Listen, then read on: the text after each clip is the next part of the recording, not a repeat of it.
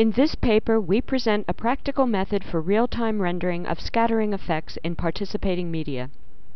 Our model is based on a new explicit compact formula for single scattering from a point source. This formula can be directly implemented as a simple shader in programmable graphics hardware. All the clips in this video were captured live in real time from a machine with an NVIDIA GeForce 6800 graphics card. Note that some artifacts may be observed due to video compression only, and are not a limitation of our method. We start by showing a simple scene with 3 street lamps. Under clear day conditions, these are simply point light sources.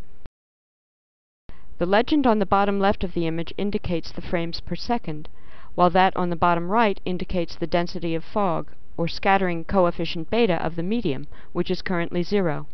As we increase the density of fog, glows appear. Artifacts in the glows and this and subsequent clips are due to video compression. As we decrease beta, the glows become smaller, and as we increase beta, they become larger.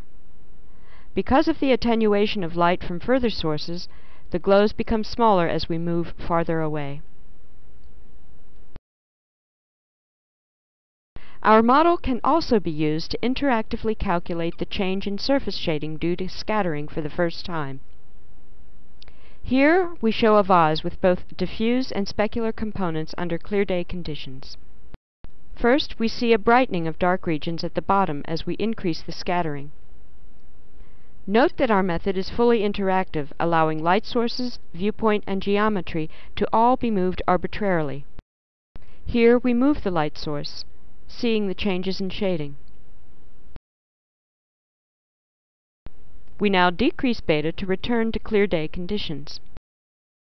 As we increase beta again, note the diffusing of specular highlights due to scattering, followed by the dimming of the overall intensity due to attenuation.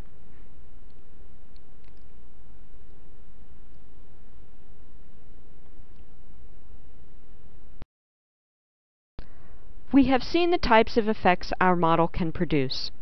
We now show how these effects can be combined in a scene with complex geometry and 4 light sources. Again, we start with clear day conditions. Now we increase the scattering coefficient beta of the medium.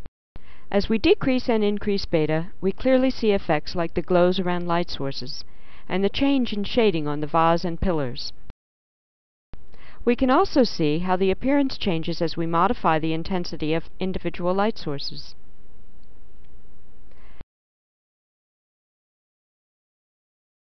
Now we show a comparison to the common OpenGL fog model. That model does not capture effects like the glows around light sources or the effects of scattering on surface appearance. We can change our viewpoint and move around the scene interactively. Here we walk through the corridor in real time. So far, we have seen examples with a few point sources.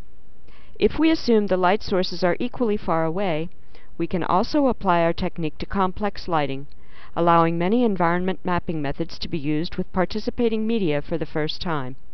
Here we see a comparison of the clear day environment map with the way it would appear on a foggy day. Note the glows around light sources and the brightening of darker regions due to scattering. Now we render a mirror sphere on the left and a Phong BRDF on the right. As we increase beta, they and the background become foggier. We can change parameters interactively, decreasing and increasing the density of fog. Our approach also allows scattering effects to be applied with pre-computed radiance transfer. Here we see clear day conditions. We now gradually change the medium parameter beta to simulate a more foggy appearance. Now we show a close-up of the plane. Note the softening of the shadows as we flip between scattering and no scattering.